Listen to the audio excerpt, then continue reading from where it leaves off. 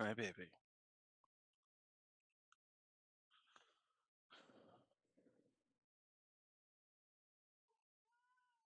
Mm,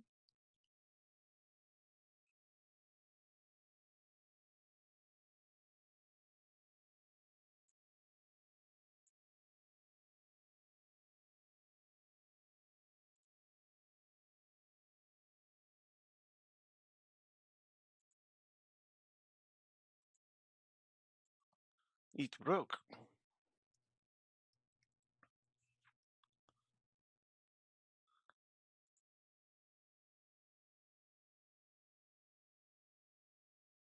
As did the mouse once I did that.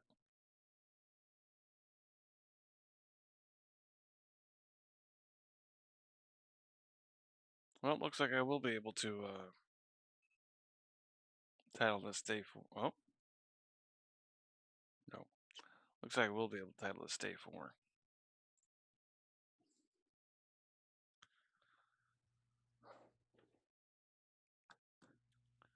So I'm here. I'm awake.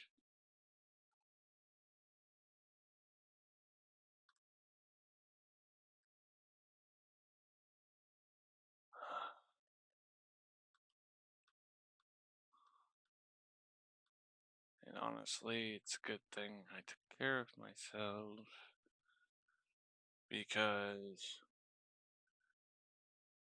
there was no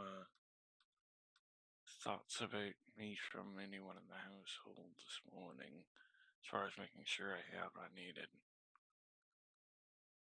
Thankfully, I still have money. Not much, but I do.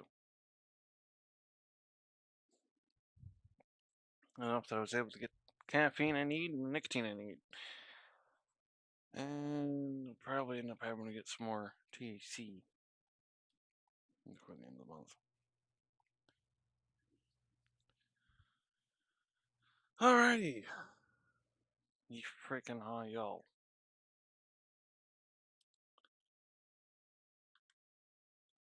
Accountability to the victims and to the public. Our here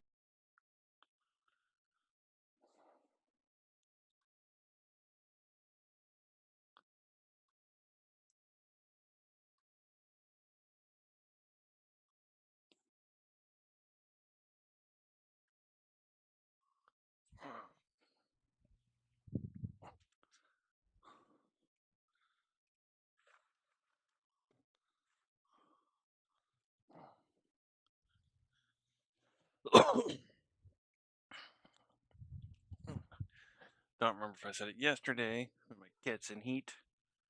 Flop, flop. Flop, flop. Yeah, flopping your booty everywhere.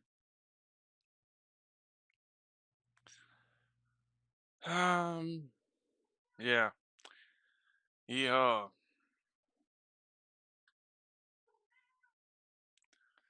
Got a few other things going on in my mind, but don't feel like talking about those today just will yet. build on evidence, not just that we put out in our reports, in our investigation, but the incredible work being done by the Senate, its various committees.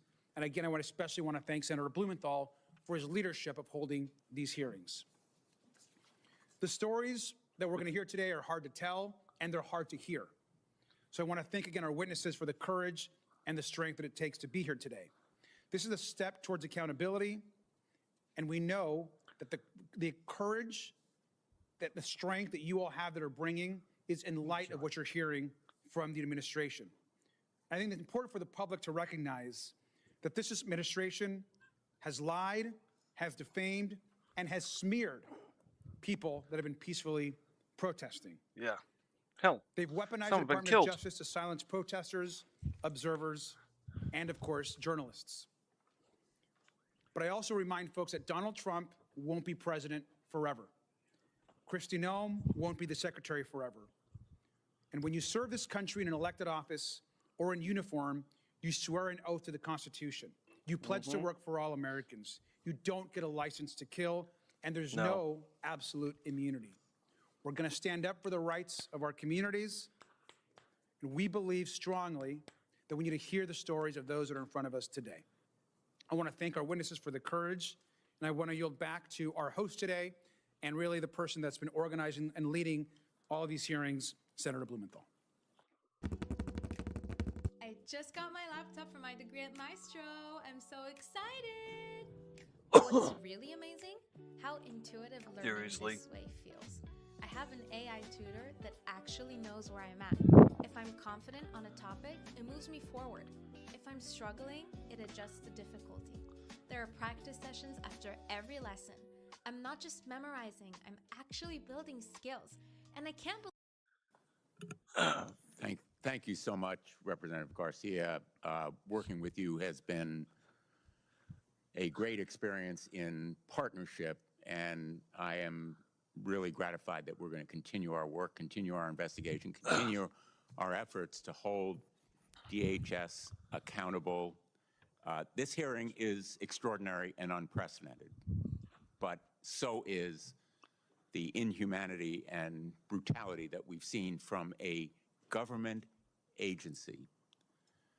With us today are brave Americans who have come forward to speak truth to power. That phrase is overused, but truly it applies today. With us in spirit are also Renee Nicole Good and Alex Preddy, in spirit. They should be here in person, but they were murdered. They were murdered by their own government. They were killed in cold blood. And I can only imagine how painful it must be for you to see that image of your sister, which speaks to your courage, your guts, your grit and determination to be here. And you have won the admiration and gratitude of all of the colleagues here and many others and Americans throughout the country. The witnesses here bear the scars of government lawlessness and DHS brutality, mental scars as well as physical scars. They're here as the face and voice of Alex and Renee and of thousands of others who span the country and who have experienced this inhumanity. And let's be very clear. These stories are not just about Minneapolis. People here from all over the country. These stories span the country. The nation is Minneapolis. We are all Minneapolis. And these stories are a call to action. I was in this room just a few hours ago at a hearing of the Armed Services Committee. I sat on this dais as we heard from witnesses about our national nuclear security in the face of threats from enemies and adversaries abroad who have nuclear weapons. We are here about a matter of national security that is equally important to the one that we heard about this morning. The violence unleashed by the Trump administration against our fellow citizen can touch any American at any time, any one of you who are listening by live stream or C-SPAN, or who are hearing and seeing this hearing. Whether you're going to a church clothing drive, to make a donation on your way to a doctor's appointment, or even heading home from dropping your 6-year-old son off at school. Real stories we will hear today. These stories, and far too many others, demand that every one of us stand up against the injustices and demand accountability. The directives underlying this lawlessness come from the top. Those pictures of the leaders that Representative Garcia showed you are ultimately the culprits here. They bear responsibility. They are the ones who issued the quotas for arrests and detention that are driving the brutality. They are the ones who have issued a policy directive, kept secret until a whistleblower came to me, showing that the acting director of ICE is authorizing agents to break down your door, detain and arrest you, as has happened countless times across the country. The top ranks of DHS are more than complicit. They are the driving force behind this brutality, and they should be held accountable. They've not only directed those actions, but also the lies and misinformation that have been presented to courts in violation of the duties lawyers have to present only the truth to courts. And they have engaged in character assassination against today's witnesses, as well as countless others, including Alex and Renee. We are at a defining moment. It's a moral moment. We are determined to continue to investigate and uncover wrongdoing, but we'll also seek action for accountability and justice. My feeling is that we should demand a complete overhaul, a rebuilding of DHS and the agencies that fall here.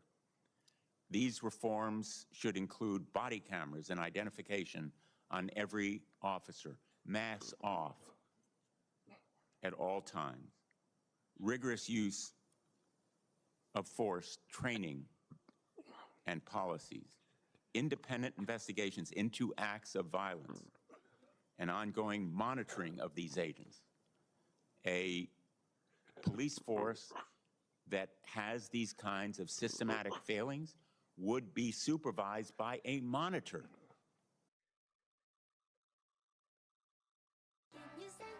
Ugh.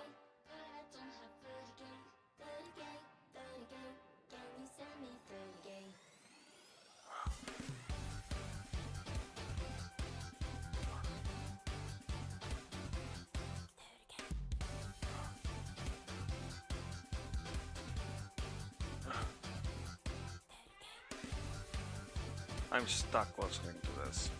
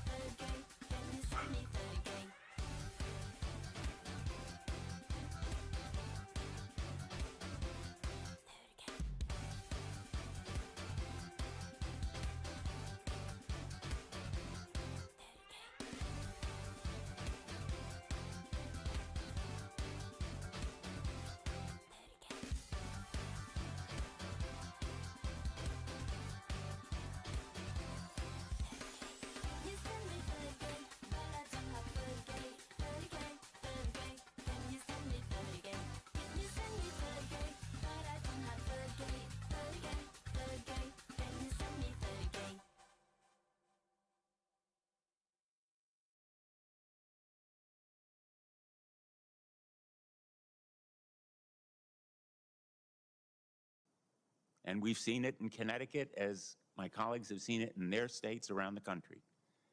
And most important for me, rights of citizens to seek redress, rights of anyone to have recourse in the courts to make sure that agents violating their rights are held accountable. If you go to your local police chief and ask, what are the norms? Every one of the demands that I've listed here is going to be recounted to you. including a right of action on the part of people to seek accountability. It can be done with 4 words. 4 words.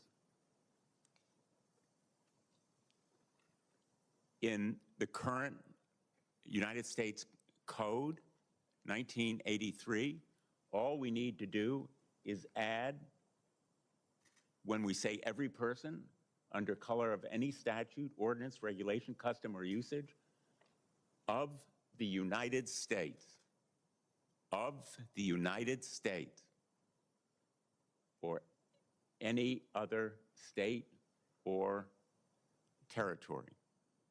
That basic responsibility ought to be the right of every citizen, because we know that rights without remedies are empty promises.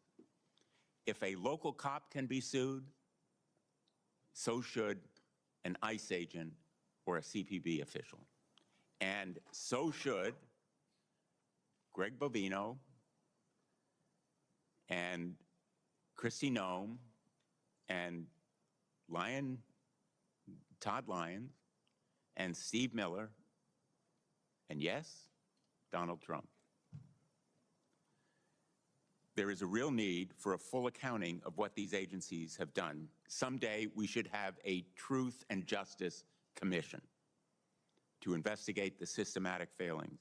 But for right now, I can promise that I will not support another dime for the Department of Homeland Security unless there is this fundamental, far-reaching reform and restraint, in effect, a rebuilding of the agency.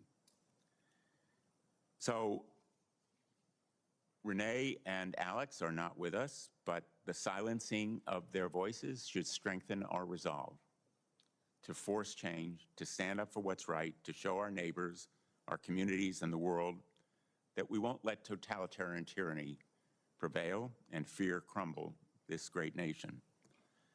One day, I think we will look back and hold ourselves accountable, whether we stood up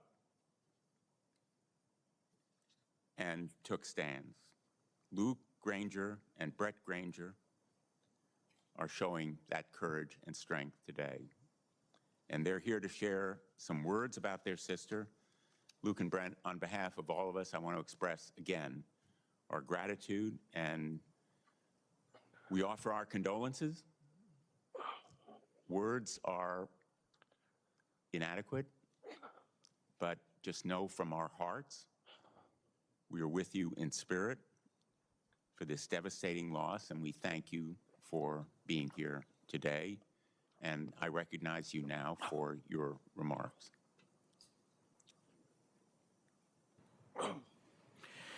Thank you, Ranking Member Blumenthal and Ranking Member Garcia, and distinguished members of Congress. My name is Luke Ganger, and I'm here with my brother Brent. Renee Good is our sister. We're here on behalf of Nay's big family and those who loved her. We're here to ask for your help. I was talking to my 4-year-old last week when she noticed I was not doing well. I had to come here today and talk to some important people. She knows that her aunt died and that somebody caused it to happen. She told me that there are no bad people and that everyone makes mistakes. She has Nay's spirit. The deep distress our family feels because of Nay's loss is in such a violent and unnecessary way is complicated by feelings of disbelief, distress, and desperation for change. In the last few weeks, our family took some consolation thinking that perhaps Nay's death would bring about change in our country, and it has not.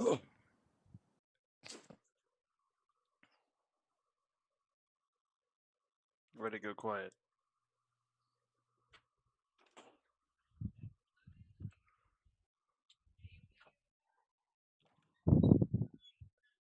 Surreal scenes taking place on the streets of Minneapolis are beyond explanation. This is not just a bad day or a rough week or isolated incidents. These encounters with federal agents are changing the community and changing many lives, including ours, forever. And I still don't know how to explain to my 4-year-old what these agents are doing when we pass by. Be Our real. family is deeply grateful for Stop the lying to your outpouring kid. of love and support from the community in Minneapolis and from people across the country and around the world. The prayers and words of support have truly brought us comfort, and it is meaningful that these sentiments have come from people of all colors, faiths, and ideals. That is a perfect reflection of Renee, who carried peace, patience, and love for others wherever she went. Our family is a very American blend. We vote differently, and we rarely completely agree on the finer details of what it means to be a citizen of this country. We attend various churches and some not at all. And despite those differences, we have always treated each other with love and respect. And we've gotten even closer during this very divided time in our country. And we hope that our family can be even a small example to others, not to let political ideals divide us, to be good like Renee. But the most important thing we can do today is to help this panel and our country understand who Nay is and what a beautiful American we have lost. A sister, a daughter, mother, a partner, and a friend.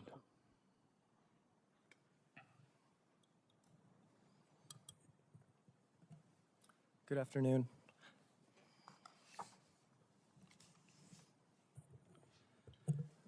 My name is Brent Ganger, and I'd like to share some thoughts from the eulogy that I gave on my sister's behalf this past Saturday. When I think of Renee, I think of dandelions and sunlight. Dandelions don't ask permission to grow. They push through cracks in the sidewalk, through hard soil, through places where you don't expect beauty, and suddenly there they are, bright, alive. Unapologetically hopeful. That was Renee. And sunlight, warm, steady, life-giving, because when she walked in a room, things felt lighter, even on cloudy days. Renee had a way of showing up in the world that made you believe things were going to be okay. Not because she ignored the hardship, but because she chose optimism anyway.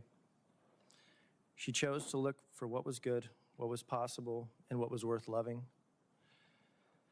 Nene loved fiercely, openly, and without hesitation. As a mother, Renee poured herself into love. The kind of love that shows up every day, that sacrifices quietly, that cheers loudly, that believes deeply. Her children were and are her heart.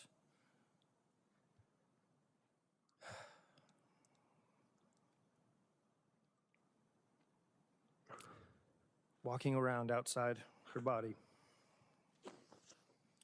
And she made sure they felt safe, valued, and endlessly loved.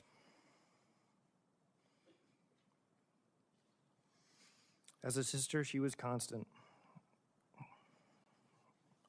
Someone you could lean on, laugh with, or just sit in silence beside. She had a way of making you feel understood, even when you didn't have the words yet. She didn't just listen, she saw you. She believed in second chances. She believed tomorrow could be better than today. She believed that kindness mattered, and she lived that belief. Even when things were hard, Nay looked for the light. And if she couldn't find it, she became the light for somebody else. It was the excessively ordinary things that made Nay so beautiful. There are billions of people who now know her name, and it would be so easy to fall into the false belief that great heroic things are required to overcome difficult things in the world. But as Tolkien wrote, it is the small, everyday deeds of ordinary folk that keep the darkness at bay, small acts of kindness and love. Yeah, that quote goes a Guys, lot farther back 3 days than into that. this game, and I have uninstalled all other games in my phone. In-game ads, pay to win, say goodbye to all of these nonsense. Here in this game, you'll only get pure RPG fun. No shortcuts, no VIP privileges. Instead, it is every companion you meet and every dungeon you clear that makes you stronger. So, dive in, if you're ready for a real adventure. Mousy? Nope. No Mousy. I dare you to let me build you a completely free What? e-commerce store, preloaded. That's why the image of dandelions feels so right. Here. People try to pull them up, overlook them, dismiss them, but they keep coming back, stronger, brighter, spreading seeds of hope everywhere they land. Renee planted those seeds in all of us. In her children,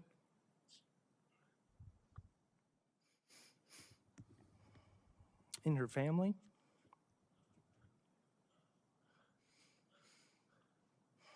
in friends, coworkers, and people who maybe didn't even realize they needed her light at the time. And sunlight. Sunlight doesn't ask for recognition. It just gives. It warms, it nurtures, it helps things grow. Renee did that for us.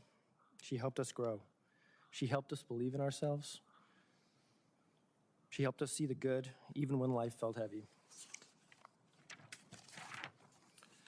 Renee is not gone from us.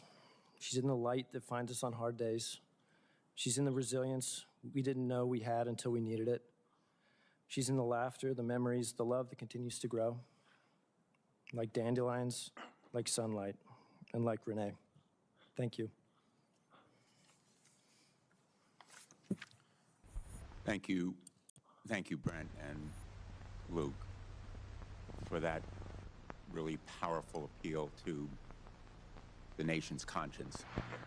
And I hope to our colleagues on both sides of the aisle, and I hope that all of our colleagues will join in seeking the action that you just described that is so important, not just as a tribute to your sister, but as a way to prevent the kind of lawless brutality that caused her death, literally murder. So thank you for being here today. We are going to now have the second panel come forward and excuse the first.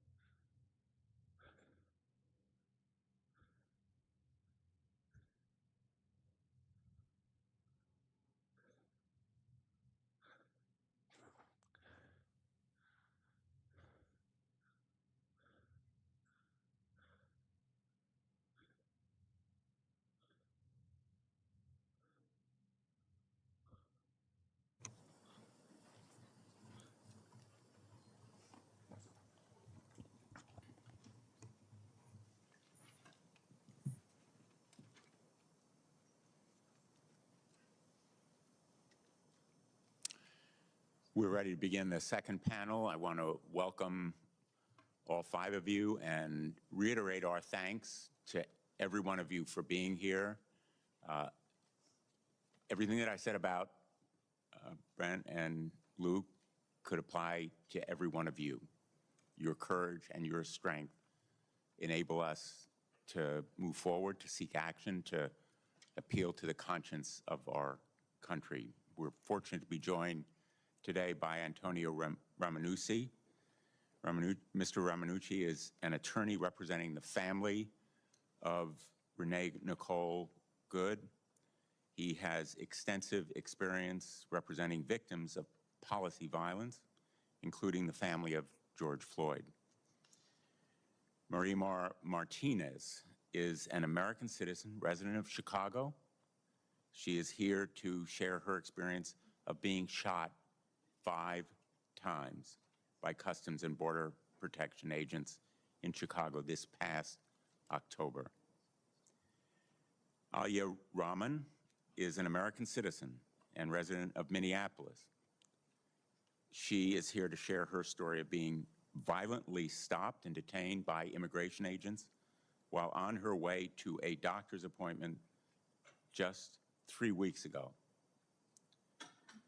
Martin Daniel Rascon, known as Daniel, I believe. He is an American citizen and resident of San Bernardino, California. Mr. Rascon is here to share his story of being shot at, by an immigration agent while traveling in a vehicle with family members last year.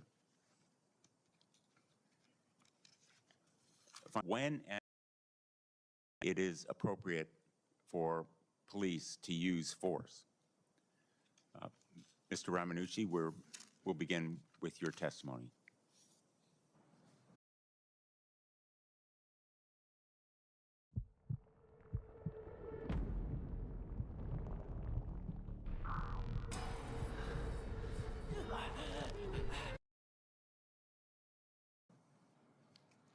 Ranking Member Blumenthal, Ranking Member Garcia, and distinguished members of Congress. My name is Antonio Ramanucci, and I'm a civil rights and tort litigation attorney with the deep honor of representing the Renee Good family for her tragic shooting death by federal agents in Minneapolis. I have handled excessive force cases across the country for decades. My colleagues and I are deeply distressed at these invasions onto a fellow American's civil rights by our own government that have gone well beyond the initial scope of removing criminals. The occupation by ICE and CBP in our cities is way beyond their mission, leading to unnecessary provocation that causes needless harm and death. These operations in multiple states have routinely and consistently included violations of the Constitution. We call for an immediate end of false narratives by federal officials about the victims of excessive force. The character assassinations and conclusions before an investigation has been started, let alone completed, must stop. In America, our leaders must be held to a standard of truth and responsible speech. There is no such thing as absolute immunity, and that perception leads to agents who behave with absolute impunity, leading to exaggerated and violent, provoked encounters with people. This is an unprecedented and deeply unsettling time, and the roadmap to navigating this national crisis lies within this august body. My job today will be to share information about the process to hold federal officers accountable for actions we believe are violations of constitutional rights in the face of other investigative bodies failing to do so. In Renee Good's civil case, our team has promised to provide transparency about what happened to her as we continue our independent investigation in an aggressive way, but also in a moral and ethical manner. We want to be the voice of reason for the country that wants to understand and deserves the facts. For example, we wrote and shared a letter to relevant federal agencies asking for responsible handling and preservation of evidence, such as Renee's vehicle, records of the agent's declared injuries, his cell phone, and any statements he made about the use of force and protesters. At the family's request, we conducted an independent autopsy of Renee's body so we could better understand her injuries and her experience in those final moments. And we released some of those high-level results, again, to provide transparency and truth to Americans. And lastly, we are providing information to the public on reasonable policing policies and practices so people can view the video of Renee's death through that lens. The lens is a wide-angle one where the totality of circumstances must be viewed, and not just one frame. The United States legal system allows for individuals to pursue civil justice with the suit against a city, county, or state for the conduct of its officers and against the officers individually. These types of legal claims are made under what is called 42 U.S. Code Section 1983. This was part of the Federal Civil Rights Act of 1871 and is essential for accountability when an officer behaves unconstitutionally.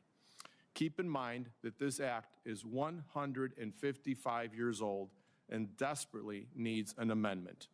However, similar legal action against federal law enforcement officers like ICE or Border Patrol is not currently allowed under Section 1983. There is a current possible path of civil recovery through the Federal Tort Claims Act, or FTCA, but this is challenging. It requires first the filing of a claim with the government agency that has harmed you, and then waiting up to 6 months for a reply. Our current paradox is that America should not require the permission of the federal government to sue the federal government for cases like Renee Good or Alex Preddy. If the government must give you permission to seek accountability for violation of constitutional rights, then your rights are just words on paper. There is a legislative remedy to this paradox. At the state level, Minnesota and other states can pass bills making it a state law to violate constitutional rights. In Illinois, we did this by signing House Bill 1312. Congress can remove this roadblock to federal accountability by amending Section 1983 and adding 4 words, as you, Senator Blumenthal, pointed out, so federal officers can be sued civilly if their conduct merits it. The current language spells out that state, county, and municipal law enforcement can be sued, and Congress would only need to add the words "or the United States" to the list of governments whose officers could be brought to civil justice. It's that simple. I'm urging you to consider this amendment and fix a 155-year-old problem. The current path to hold federal officers accountable is narrow and an uphill climb, and that will not deter us in the Renee Good case. Please, let's not repeat a very recent moment in history when we said never again, and having Congress miss the opportunity to pass harm-stopping legislation seeking accountability when the law requires. I thank you. I thank this esteemed panel for your commitment to the truth, American values, and of course, our Constitution. Thank you. Ms. Martinez. Thank you. Thank you for having me here. Before I begin, I would like to take a moment to express my gratitude. Thank you, Chairman, for giving me the opportunity to be here today, for taking the time to hear my testimony. I give thanks to God. He has been a constant presence in my life and the source of my strength. Without him, I wouldn't be here standing. I am a living testimony of his grace. Sincerely, thank you, everyone who has kept me in their thoughts and prayers and who has supported me since day one. From the parents at my school to my neighbors, to my family and friends, strangers near and far, from Mexico to Colombia, thank you all from the bottom of my heart. Esto es para toda mi gente inmigrante. My name is Marimar Martinez. I am a first-generation Mexican-American.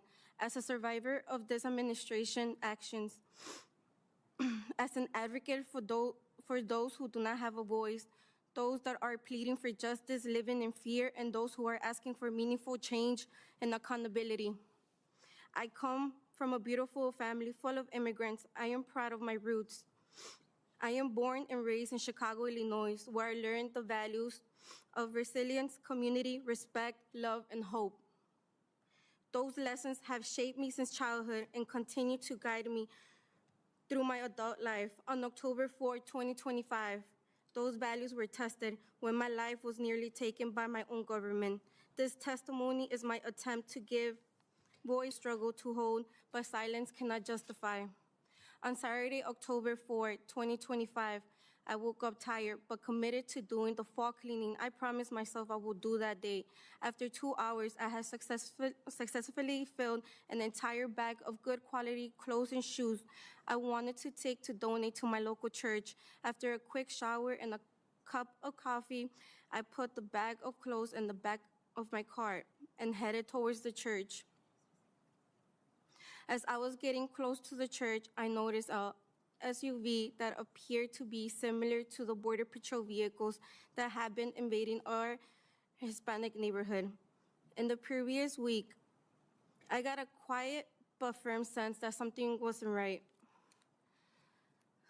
As I passed the vehicle, I noticed an overlight in the front windshield, no front plates as required in Illinois, and an out-of-state license plate in the back. I then noticed a uniformed Border Patrol agent in the vehicle.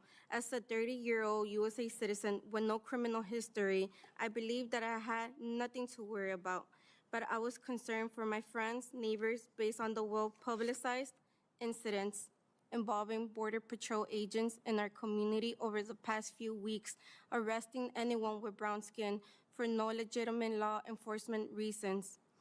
For the next 15 to 20 minutes, I followed these Border Patrol agents through my neighborhood, honking my horn, shouting out "La Migra," to warn my neighbors about the presence of these agents who have been terrorizing our community over the past few weeks. As I did this, my neighbors started standing on the porches and sidewalks, joined in on this spontaneous life alert system and began setting off their car alarms to warn other neighbors. As the Border Patrol vehicle turned on Kedzie Avenue, I continued to beat my horn and warn my community. As we approached the intersection of 39th and Kedzie, my vehicle was 2 to 3 feet to the left of the Border Patrol vehicle. He started to swerve into my lane as he was driving. I made eye contact with the driver of the Border Patrol vehicle and watched as he turned the steering wheel once again to his left and sideswept my vehicle. I immediately froze, slammed on the brakes, and stopped my car. The Border Patrol vehicle stopped just 1 to 2 car lengths ahead of me. It seemed like time stopped. I knew from watching the news coverage of other Border Patrol encounters in Chicago that I was in danger. I watched the vehicle of Border Patrol agent killing Silverio Villegas Gonzalez just 3 weeks prior to safety before I was dragged from balls, which I also seen these agents fire at people in our community. As I continued to drive past the Border Patrol agents, I could hear my back passenger window shatter, and I felt bullets continue to pierce my body. As I attempted to drive to a safe location, I began to feel lightheaded. I looked down and I noticed blood gushing out of my arms and legs, and I realized I'd been shot multiple times. As I became lightheaded, I became worried I would pass out and endanger other drivers on the road. I managed to drive a mile from where the incident happened, and I pulled into a parking lot of a mechanic shop, and I called 911. I told the 911 operator that Border Patrol agents had just shot me and I needed help. I recall some of the workers from the shop sitting me down in a chair as I was waiting for help, but I was losing this battle. I saw my life flash before me and slowly began to think this was the end for me, and before losing consciousness, the next thing I remember is the EMT putting me on a stretcher, taking me to the hospital. At the hospital, I remember seeing multiple agents standing around, watching me be treated for my wounds. My arms, legs, and chest were all wrapped in bandages. I had 7 bullet holes in my body. I remember the agents rushing the nurses to finish up so they could take me with them. I still felt dizzy. I was not able to fully process what had happened to me. After being at the hospital for less than 3 hours, I was discharged from the hospital and took custody of the FBI.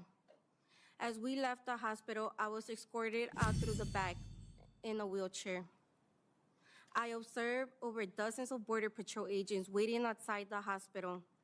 One of the agents came out to me with his cell phone and took a photograph of me. It was the same agent who had previously kept coming in and out my room, and I had to repeatedly tell him to leave. I told him I did not consent for him to photograph me, but he did not care. It still haunts me that this agent has my photo on his phone. Was this the agent that shot me? Was this a trophy for him? I was next taken to the FBI building for further processing because they rushed me out of the hospital so quickly the blood started soaking through the bandages. I heard the agents talking about how the jail will not accept me in this current condition. I begged the agents to take me to a different hospital to give me proper medical care. Seeing me stand in a pool of my own blood, they were concerned about my health. One of the kind FBI agents brought a bag of additional bandages and worked quickly to pour more dressings over my bloody bandages. The FBI agents agreed to take me to a different hospital where my wounds were treated again, and I received additional medical care before being released back into law enforcement. Before being released back to law enforcement custody the following day. The agents took me from the second hospital to the Federal Detention Center in downtown Chicago. I had never even had a parking ticket before, and now I was sitting in Federal Detention Center just for being the victim in a minor traffic accident. Things were surreal. The news in the jail that evening had my story and was being called a domestic terrorist. They said I quote-unquote rammed federal agents. I was in shock. If they only knew I was a month away from paying off my truck, and I would never intentionally damage my vehicle, much less be crazy enough to hit a law enforcement. On Friday, I was teaching the young children at the Montessori school, and we were singing and dancing and getting ready for spooky season, preparing fall activities to do the following week. And on Saturday, my own government was calling me a domestic terrorist, and I was in federal detention centers with the bullet holes all over my body. I went to court on Monday, and I met my attorney, Christopher Parenti. He told me the government was trying to have me kept in jail until the trial because they claimed I was a danger to the community. I told them I had never been in trouble before and that the government claims were all wrong. I looked around the courtroom and I recognized over dozens moms and dads from the Montessori school, along with my boss and most of my family members who came to support me. I heard my attorney tell the judge that he had received over 50 letters from the moms and dads from the kids, all describing me as caring, loving, empathetic teacher, the exact opposite of a domestic terrorist. I heard the government describe me as being armed, even though I knew my gun was always inside my snap-closed holster at the bottom of my purse, where I always kept it. The prosecutor told the judge there was no allegation that I have took the gun out my purse, but that did not stop DHS from continuing to say I was armed During this incident, my attorney explained to the judge that I have a valid concealed carry license and that as a young woman living in Chicago, I carry a gun to protect me from danger. Thankfully, the judge quickly denied the government's detention request and released me on bond that day. Over the next 6 weeks, everything was surreal. I continued to work and teach my children, but knowing that I was under federal indictment and facing felony charges and potentially years in federal prison over a minor car accident where the other driver was at fault and attempted to kill me was terrifying. There was times where I did not believe this was all real, and then I would touch Can't my blame bullet ya. wounds and knew it was certainly real. Imagine waking up every morning reliving this trauma.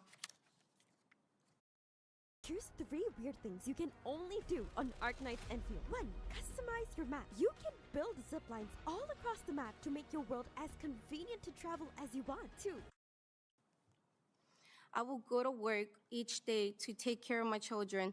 I knew my attorney was hard at work and exposing the lies of eyes.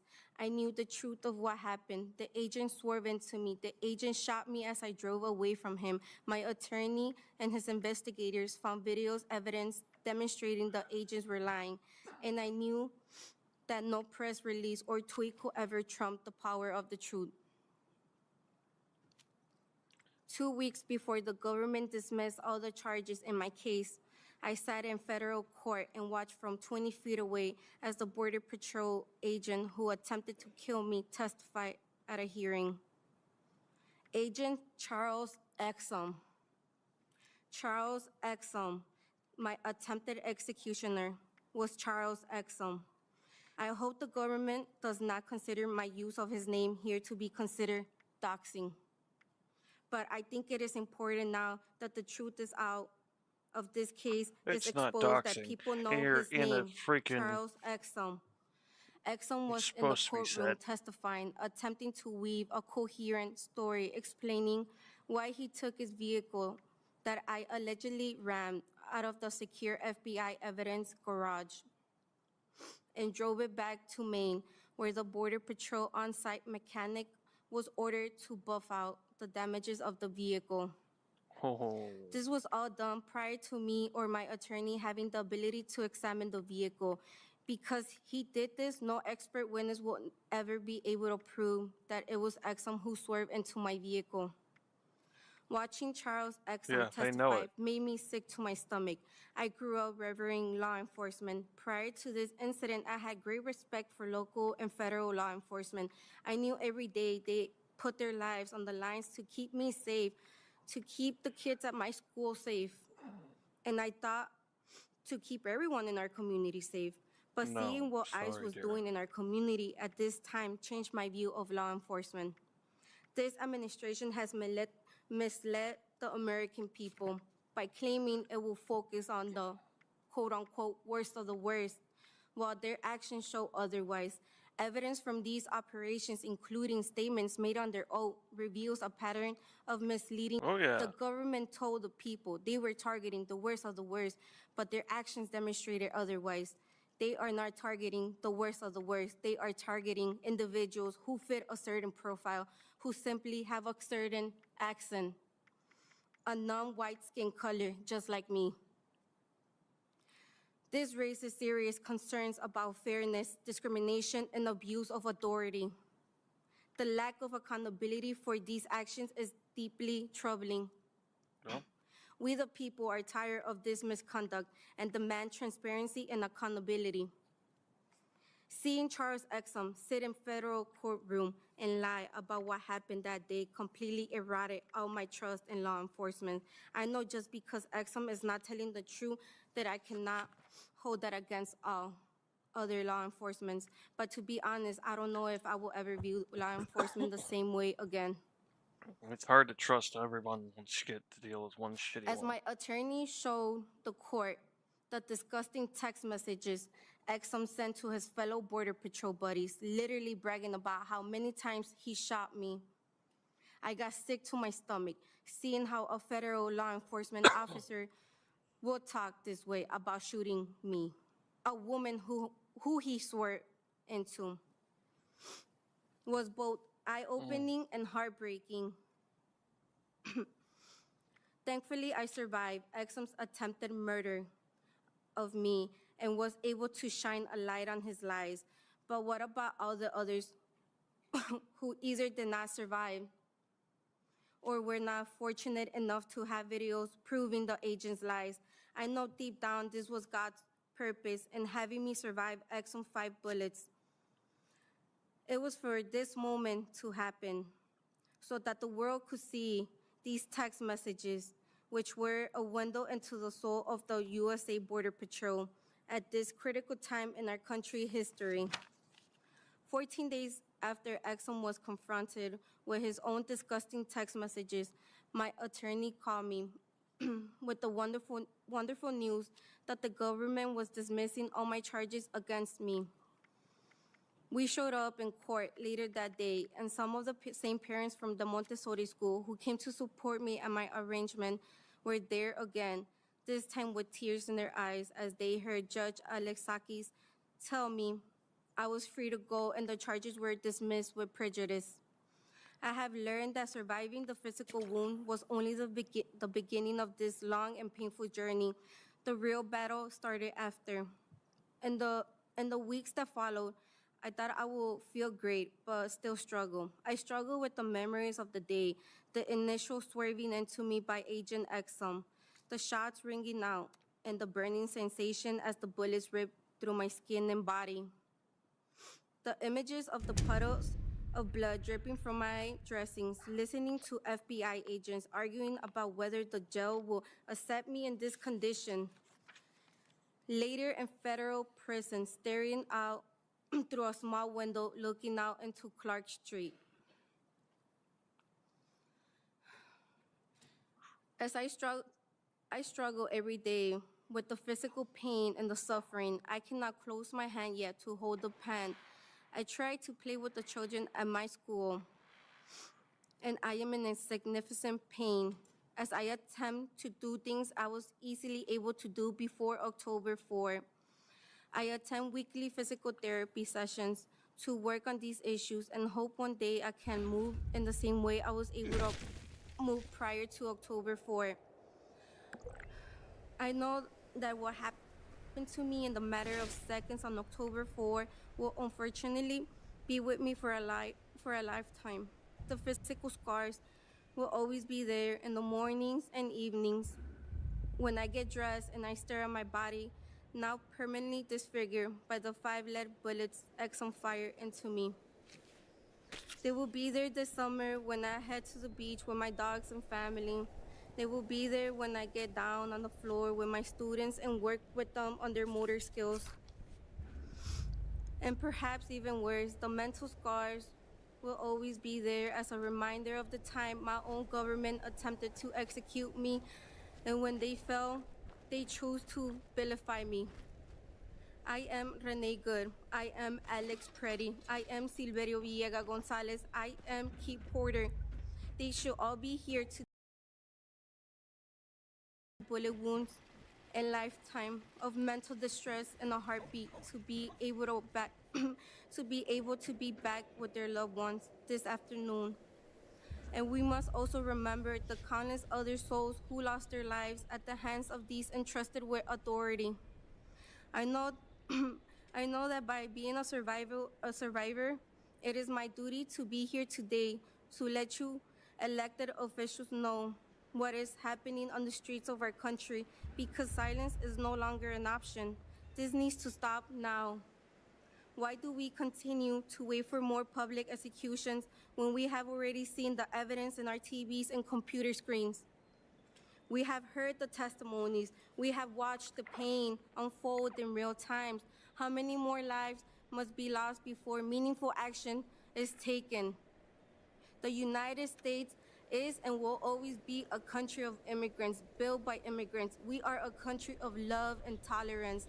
This is the land of the free, the land of the opportunity, and the great nation that people around the world aspire to call home.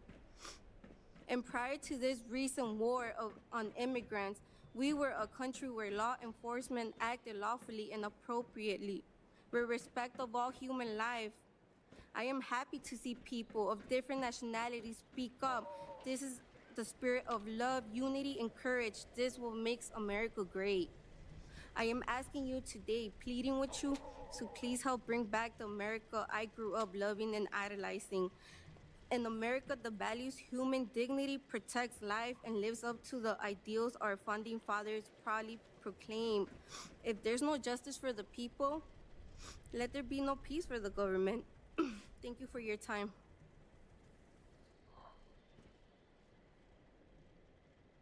Well, at least I put the commercial in a good, decent spot this time. No. Is there any signal on your side? No. Feels like airplane mode. Hey, love, how's it going? Hi. Wait, gotta show you my new bag. Ta-da! Check this. Yes, what? I can't bathroom. But I'm always looking around on the video calls. So we gotta. Hey, hold up. There's two of us. Yeah, chill for a sec. Just grab the Romy app first. Thank you, Ms. Martinez, Ms. Rahman. And I'm going to suggest to the witnesses that we stay to 5 minutes because we're running a little bit behind. Thank you.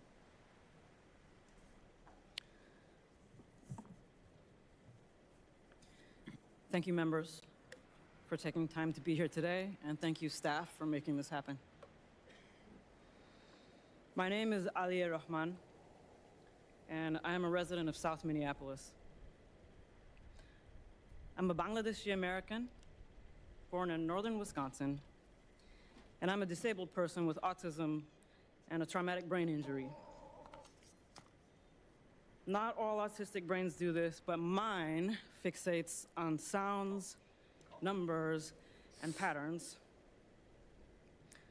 And while what the world saw happen to me exactly 3 weeks ago today on video was a terrible violation, it is still nothing compared to the horrific practices I saw inside the Whipple Center.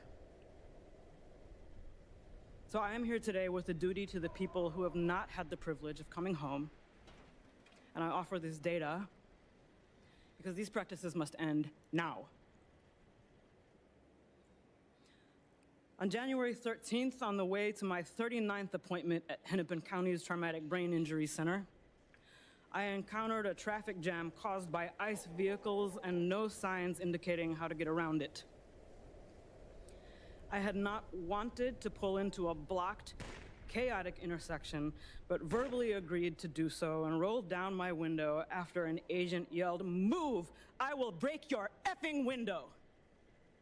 His first instruction. Agents on all sides of my vehicle yelled conflicting threats and instructions that I could not process while watching for pedestrians. Then, the glass of the passenger side window flew across my face. I yelled, "I'm disabled," at the hands grabbing at me, and an agent said, "Too late." I felt immersed in a pattern, and I thought of Genoa, an autistic black man killed by police during a traffic stop in 2021. I remembered Mr. Sliberio Gonzalez and wrists when I hit the ground face first and people leaned on my back. I felt the pattern, and I thought of Mr. George Floyd, who was killed 4 blocks away. I was carried face down through the street by my cuffed arms and legs while yelling that I had a brain injury and was disabled. I now cannot lift my arms normally. I was never asked for ID, never told I was under arrest, never read my rights, and never charged with a crime. Approaching the Whipple Center, I saw black and brown bodies shackled together, chained together, being marched by yelling agents outdoors. I continue to hear the word bodies because that is how agents refer to us. We're bringing in a body. They're bringing in bodies, 7, 8 at a time. Where do I put them? We can't use that room. There's already a body in there. You have no reason to believe you will make it out alive if you are already being called a body. Agents repeatedly had to stop and ask how to do tasks. I received no medical screening, phone call, or access to a lawyer. I was denied a communication navigator when my speech began to slur. Agents laughed as I tried to immobilize my own neck. I asked for my cane and was told no, pulled up my arms and prodded forward in leg irons by agents laughing and saying, "Walk, you can do it, walk." Agents did not know if the facility had a wheelchair. When I was finally placed in one to be taken to interrogation, an agent taunted, "You were driving, right? So your legs do work." I pleaded for emergency medical care for over an hour after my vision had become blurry, my heart rate went through the roof, and the pain in my neck and head became unbearable. It was denied. When I became unable to speak, my cellmate pleaded for me. The last sounds I remember before I blacked out on the cell floor were my cellmate banging on the door, pleading for a medic, and a voice outside saying, "We don't want to step on ICE's toes." When I opened my eyes at Hennepin County's emergency room, I learned I was brought there to be treated for assault. The impacts of DHS detention on my physical, mental, and financial well-being and safety have been very severe, but I do not deserve more humane treatment than anyone else, U.S. citizen or not. And I am here today with a strong spirit and a duty to the many people who haven't had the privilege to tell their stories or see their loved ones come home. I am extremely distressed by the pattern that violence from law enforcement has been happening to Black and Indigenous communities for centuries, and to DHS survivors for over 20 years. We call ourselves a civilized nation, but we lack rules and accountability around what a person claiming to be law enforcement is permitted to do to another human being. I am not afraid, and I'm not afraid to keep working on this problem, even after ICE is gone. Thank you for your time. Good job. Thank you, Ms. Rahman. Mr. Rascon. Hello. That's bullshit. What she has, what she had And to thank deal you with. for allowing That's our story to absolute be fucking heard. bullshit. I am Daniel Rascon, a 23-year-old U.S. citizen from SoCal. I'm the eldest of 3 brothers and father to a nearly 3-week-old baby girl. I operate a forklift for work and currently have my CDLA license and dental assisting certification. I'm no celebrity, but I am loved by many in my community, and there are many that I love and I'm thankful for. The morning of August 16th, 2025 would quickly become unforgettable, especially because my future father-in-law, Francisco Longoria, wanted me to run an errand with him and his son, Jonathan, when all I really wanted to do was just sleep in. We took Jonathan's truck with him sitting in the passenger seat, Francisco driving, and me sitting behind Francisco, when we were just 2 minutes away from home. At 8:49 a.m., 2 unmarked trucks suddenly boxed in our car. I had been looking down at my phone, but when our car abruptly stopped, I looked up thinking we must be at a red light or in a traffic jam. But to my surprise, I was instead met with four men in face masks, sunglasses, and baseball caps, and guns drawn, pointing straight at us, walking towards our car. These 4 men then tried forcing their way into our car by pulling on the handles, pounding on the windows and yelling at us to roll down the windows, all while failing to answer our repeated requests for their identification and what they wanted. I did not know who these men were. They were refusing to identify themselves, and the only thing I felt I could do I could control was capturing this event by recording it on my cell phone. There were 2 men on either side of the car, and they were not wearing any uniform. I could not tell who these men surrounding our car with guns were. We again asked them to show identification and why they were approaching us with so much aggression. Only seconds after they started pounding on the windows, one of the men broke the driver's side window, punched Francisco in the face, and began reaching into the car. At the same time, a man on the other side of the car broke the passenger window where Jonathan was sitting and began reaching into the vehicle. They shattered the windows, and in that moment, the whole world felt like it was the size of the inside of our pickup. And we were sitting in harm's way with nothing to do but record the horrifying experience. Terrified for our lives, Francisco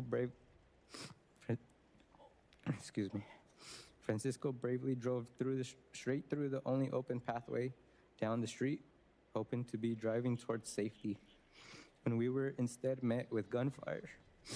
After we had passed the men, one of the 4 men attempted to murder us after we passed by, as he fired and made contact with the passenger side of our car multiple times. I will never forget the fear and having to quickly duck my head as the shots were fired at the car. Any one of those bullets could have killed me. Guys, 3 days into this game and I have uninstalled all other games in my phone. Seriously? In-game ads, pay to win, say goodbye to all of these nonsense. Here in this game, you'll only get pure RPG fun. No shortcuts, no VIP privileges. Instead, it is every companion you meet and every dungeon you cleared that makes you stronger. So, dive in, if you're ready for a real adventure.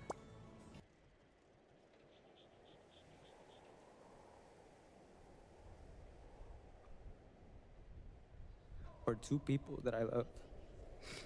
We narrowly escaped as pieces of glass fell on our heads as we drove down the bumpy road. 3 minutes changed our lives forever. The incident began at 8:49 a.m. and we were home by 8:52 a.m. We left home that morning with the truck in good condition, but we returned home with the,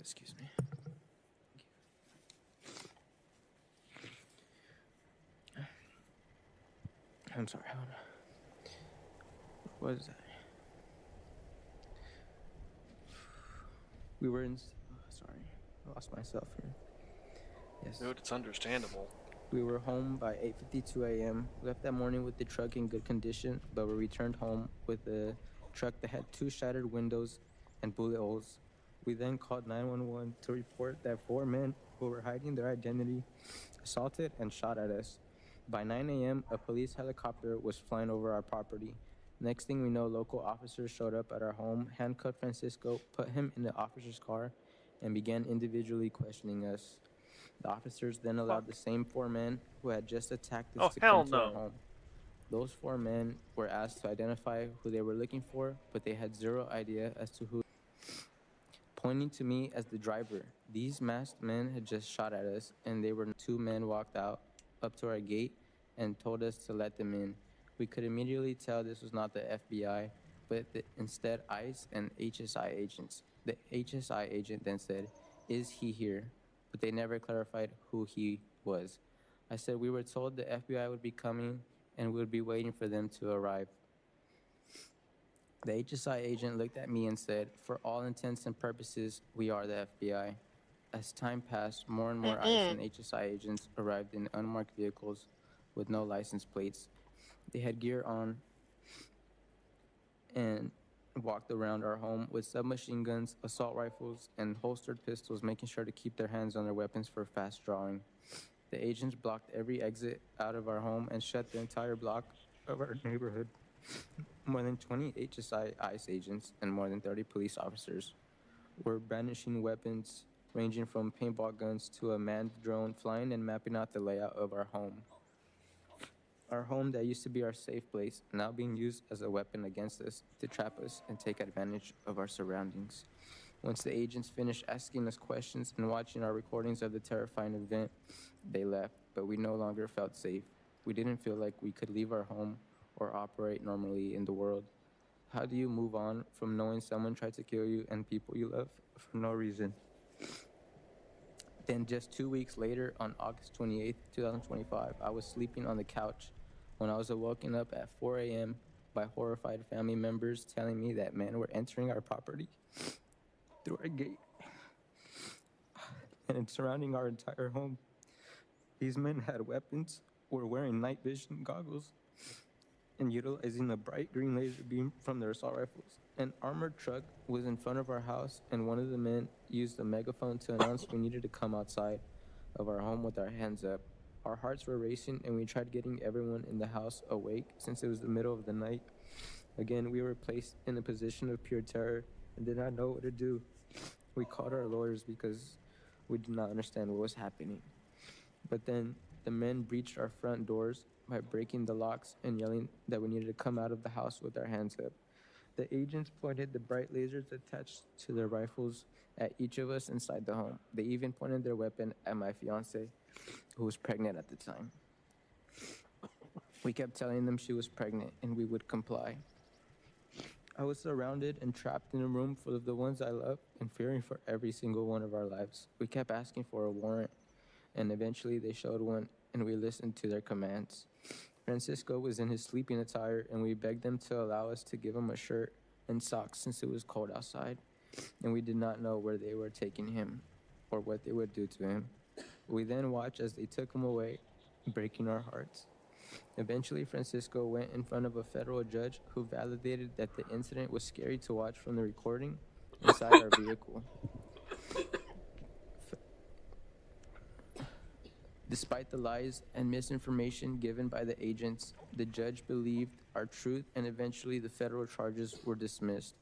However, Francisco was taken to immigration custody and held for 3 months, where he had to endure horrible conditions. Months later, Francisco was released on bond and able to witness the birth of his first grandchild, my daughter. Yet our fight for justice is not over. Miss it. We will carry this incident with us forever. Thank you, Senator Blumenthal and Senator Garcia. An IQ of 85 to 115 is considered average in the U.S. An IQ of 115 to 145 is considered high. And an IQ 145 is considered genius. No. Are you curious to know where you stack up? You can take this 2-minute IQ test. Don't listen that to will it. give you detailed results on your IQ score and cognitive skills. No, it won't.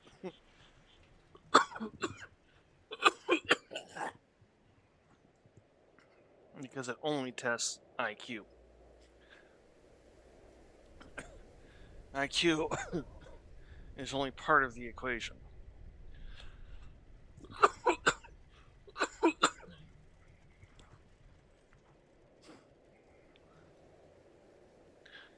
Honestly, it really is, and it's not even the bulk piece of the equation.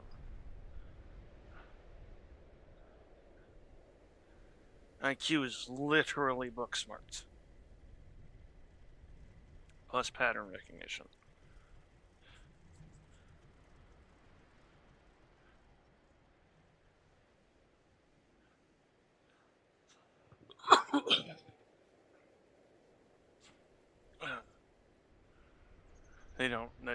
Measuring IQ is not how you measure how truly intelligent somebody is. Thank you very much, Mr. Rascon. Ms. Soden. Thank you. Thank you, Senator Blumenthal and Representative Garcia. Okay. My name is Seth Stoughton. So, I'm a professor at the University of South Carolina, the faculty director of the Excellence in Policing and Public Safety program there. My comments today are my own and do not necessarily reflect the views of my employer. I've spent the last 13 years studying policing. I'm also a former police officer. This administration's approach to immigration enforcement falls far short of professional norms. This is not policing. This is not normal. And this is neither professionally nor democratically acceptable. I want to be clear that my comments are not about federal immigration policy. Reasonable people can disagree on policy and yet still agree with something more fundamental, that any enforcement must be performed professionally. legally, and safely. That is not what we see right now. Instead, we see a lack of interagency collaboration or even basic communication, reducing both efficiency and public trust. We see poor tactics that put community members and federal agents themselves in unnecessary danger, and we see profound failures of leadership after critical incidents that never should have happened. With regard to interagency collaboration, federal law enforcement has partnered with state and local agencies for generations. Highly targeted police efforts have long been known to be the most effective approach to enforcement, but they depend heavily on local knowledge, relationships, and expertise that federal agents lack. Today, we see federal immigration authorities simply ignoring established channels of communication, demanding state and local agencies blindly comply with federal priorities in contravention of basic tenets of federalism. We see federal immigration authorities sending in agents who appear to have no connection with, insight into, or even basic concern for the communities they are in. Having deprived themselves of a scalpel, federal officials have fallen back on the hammer, using dragnet-style enforcement tactics that are demonstrably overbroad.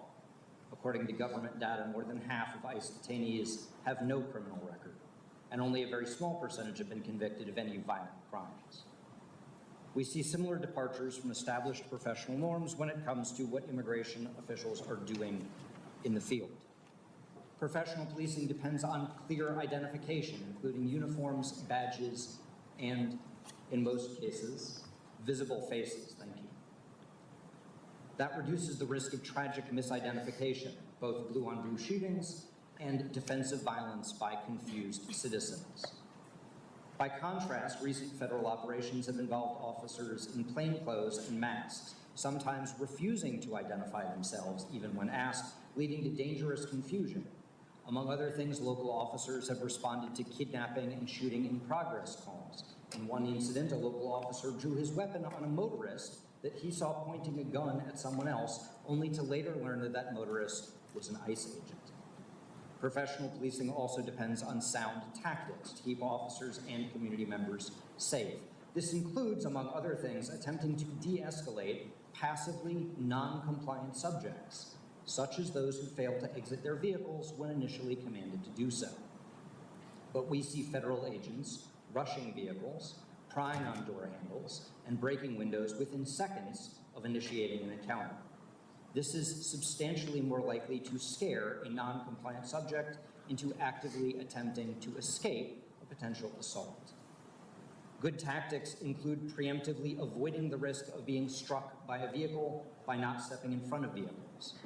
But we see federal agents taking and maintaining positions in front of vehicles. Good tactics include not shooting at moving vehicles, a practice professional policing has constrained for decades, both because it is unlikely to actually stop the vehicle from moving and it can create an unguided missile. There have been at least 10 instances of federal immigration officials doing exactly that in the past few months. We've also seen uses of force that appear on their face to be deeply problematic or simply outright excessive. An agent in Cicero, Illinois, deploying pepper spray into the window of a moving vehicle with a toddler inside. An agent in Chicago who, from a position on a nearby roof, shot a minister who was standing on the sidewalk below in the head with pepper balls. And agents in Minneapolis, New York, Los Angeles, and elsewhere shoving people to the ground, including some people who appear to have no idea that they are even being approached by agents, to say nothing of the stories you've already heard from other witnesses today. When the actions of a law enforcement officer results in a loss of life, as we've seen most recently with the killings of Renee Good and Alex Preddy, professional policing should follow a disciplined protocol. Conduct a thorough investigation while sharing what is known, identifying what is unknown, and avoiding speculation.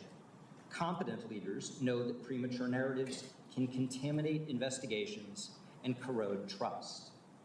But we've seen senior officials issue definitive, exonerating conclusions within hours of an incident, far sooner than would be possible with any careful inquiry.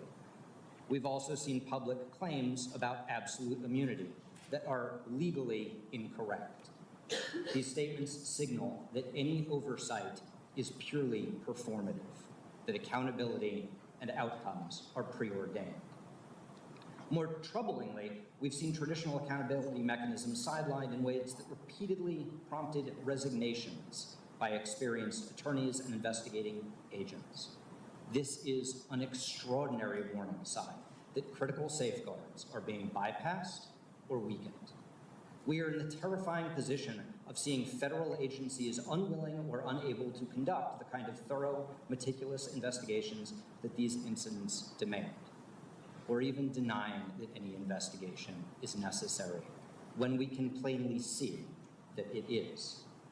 Abandoning these long-standing principles, threatening state and local officials, sidelining highly experienced and deeply dedicated public servants, precluding accountability by actively inhibiting any meaningful review, these are not normal decisions.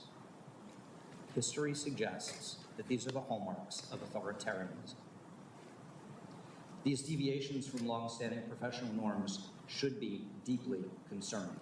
Equally concerning is the effect that this administration's approach will have in the future as thousands of ICE agents who have recently been hired or who are going to continue to be hired will eventually change jobs, moving into other aspects of federal law enforcement or taking jobs with state and local agencies. What we're seeing right now is not normal, but if it is not addressed, it will become normal. And that will send professional policing back decades, and the cost will be in lives. Thank you for your time, and I look forward to your questions. Thank you, Professor Stoughton. I'm going to turn to Representative Garcia. He will ask the first round, then we'll go back and forth between the House and the Senate. I want to express my appreciation for the tremendous turnout that we have today. We're going to have 4-minute rounds because we have so many people and we have limited amounts of time. Representative Garcia. Thank you. I want to just begin by thanking all of our witnesses. Each of your stories has been very, honestly, hard to hear. Like many of my colleagues, I'm enraged by what you've all had to go through. I'm so sorry that the stories are horrific, and I promise you that every single one of us, whether it's the House or the Senate, we will hold all of those that cause you harm accountable. You all deserve justice and you deserve peace. And it's horrific that anyone in our country has to go through what you have all been through, and I'm so sorry. We know that they're calling some of you and Americans across this country terrorists and anarchists. And I want to be clear that President Trump and his administration continue to lie about what they're doing over and over again. I want to start with Ms. Martinez. You shared a heartbreaking story, and I just want to go over some information on the record again to be very clear. You were shot 5 times, which is terrifying and horrific. Your own government called you a domestic terrorist, is that correct? Correct. And you're not a terrorist, of course, correct? No, I'm not. You're a teacher, is that right? Mm-hmm. Yes, correct. You were convicted of no crimes, is that correct? Correct. Have you ever been convicted of a crime? Never. Never been convicted of a crime. But the government kept calling you a domestic terrorist even after all the baseless criminal charges against you were dismissed, is that correct? Yes, correct. Would you agree that the government is trying to intimidate protesters and to encourage more violence? Yes. Is it true that in the body cam footage, the CBP officer told you to, and I'm so sorry for saying this, the officer told you to, quote, do something, bitch, before he fired? Yes. It's disgusting, shameful, and it gets worse. Ms. Martinez, these are images of texts sent by the agent who shot you. And they're actually disturbing to read, but I think it's important for the public to see this. The agent linked an article about your shooting and texted, read it, 5 shots, 7 holes. I fired 5 rounds and she had 7 holes. Put that in your book, boys. Oh well, it is what it is. Shit happens. This is someone that works for the United States government. I fired 5 rounds and she had 7 holes. Now, he was talking about you, and it's our understanding that he was actually bragging about his aim shooting an unarmed American citizen. Is that right? Correct. I'm so sorry, Ms. Martinez. DHS has allowed the agent who shot you to remove evidence and to potentially destroy it. Is that correct? Correct. They're actively working to deny you justice to an American citizen who's been shot and almost murdered. I'm so sorry. I want to turn to Ms. Rahman very briefly. The government, and I'm sorry, it's important that, of course, that those are watching can see this. I'm going to turn this for a minute. I'm going to turn over to Ms. Rahman. Thank you. The image above you just saw, Ms. Rahman, we've taken it down, of course. Ms. Rahman, you were literally just driving to a doctor in your own city. Is that correct? That's correct. You shared that when officers were yelling at you, that you thought about others who had been shot. Is that correct? Yes. You told officers that you were disabled. Is that correct? Yes, many times. You were still brutally arrested, denied medical care, and you lost consciousness in your cell. Is that correct? That is correct. Horrific, outrageous, and I'm so sorry that this happened to you. And I would encourage the American public to view the photos of what happened to Ms. Rahman, which are very hard to see. These agents are unleashing violence against people across our country. And I have one final picture as I close. I want to remind the American public of Stephen Miller. There is probably no single person in this government has done more damage and more harm to people across this country, immigrants and U.S. citizens, in the terror that is happening across this country than this man right here. And it's our job as a House, a Senate, and a united Congress to hold him responsible for the crimes that are happening to United States citizens. As a country, we have to do better. And with that, I yield back. Thank you very much. I want to express my apology as well. But the person who really owes you apology is Kristi Noem. And the leadership of that agency and the President of the United States owes you an apology as well. I'm going to hold up the same poster that Representative Garcia just asked you about. We thought alike. Great minds think alike. Ms. Martinez, Charles Exum. That's what Charles Exum had to say about shooting you. What would you say to Charles Exum? That I hope that he never goes through this pain again. I mean, I hope that him and his family never goes through this pain that what me and my family, we went through. Well said. What I would say to him is, have you no sense of decency? Have you no sense of shame? Empathy. And I would say the same to Kristi Noem and to all at DHS responsible. Because what this poster shows is that those DHS agents made our streets less. Feel this kind of callousness? Wow. Not entirely sure why we just got disconnected there.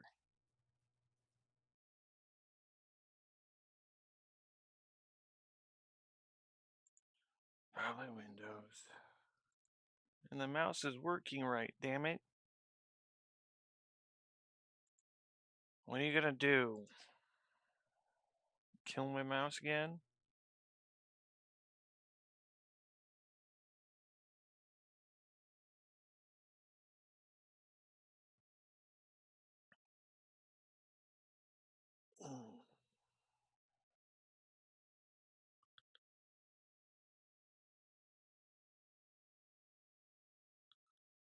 Dealing with stupid people on Koro.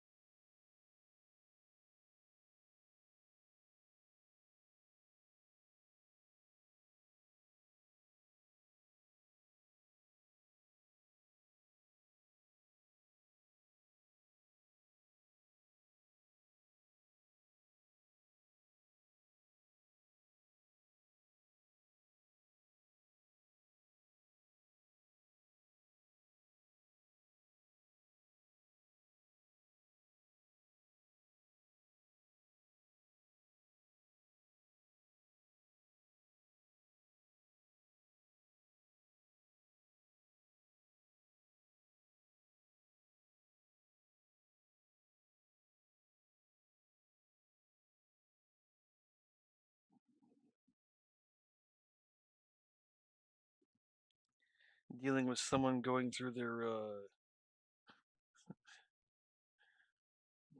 high-end freaking learning degree and talking about shit that they've got no business talking about. Sitting there talking about psychology-based stuff as if they actually know it when they're doing nothing but quoting the broken that we're dealing with currently. So, yeah. I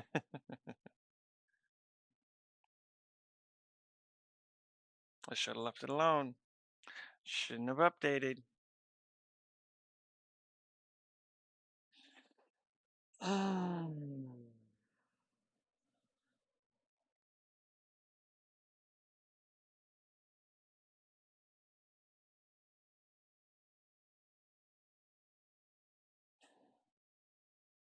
Damn it. Honestly, though, I don't know how long that would have lasted anyhow.